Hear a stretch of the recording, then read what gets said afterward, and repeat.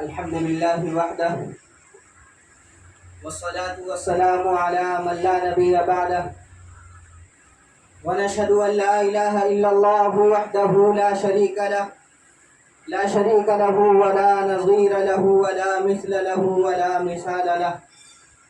ونشهد أن لا إله إلا الله وحده لا شريك له ولا نظير له ولا مثل له ولا مثال له.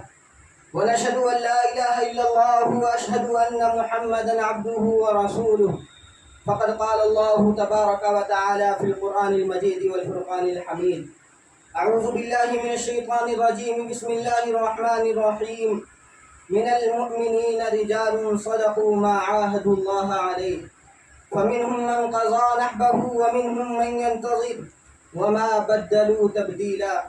صدق الله العظيم. أيها الأحباء وزملائي الأعزاء، إن من سعادتي أن أقف بين أيديكم لإلقاء كلمات حول موضوع أهمية المدارس.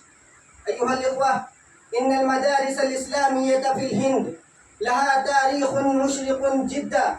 بعد زوال الحكم المغولي عام 1857 بعد الميلاد، وكان المسلمون في حالة مرهبة، وكانت سلبت قوتهم السياسية، وقد قتل علماؤهم ومثقفوهم، وقد غربوا عن وطنهم، وقد غلبهم اليأس.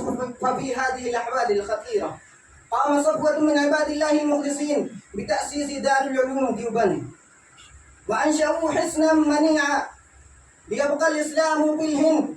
وبعد ذلك انتشرت شبكة المدارس في بلاد الهند كلها، وهذه المدارس أنتجت الخريجين الذين عملوا في كل مجال من مجال العمل الملكي والوطني.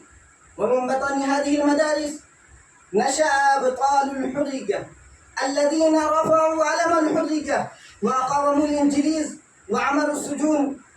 ومنها نشأ دعاة ومصلحون بارعون أصلحوا المجتمع الإسلامي وأزالوا البدعات والمنكرات.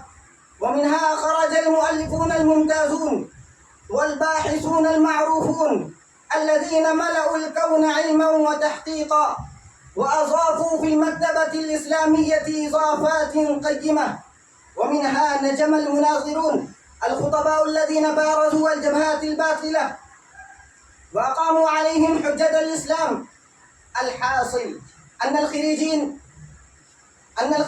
من هذه المدارس خدموا الدين وخدموا العلم، وكذلك لعبوا دورا فعاليا في الدولة والملة.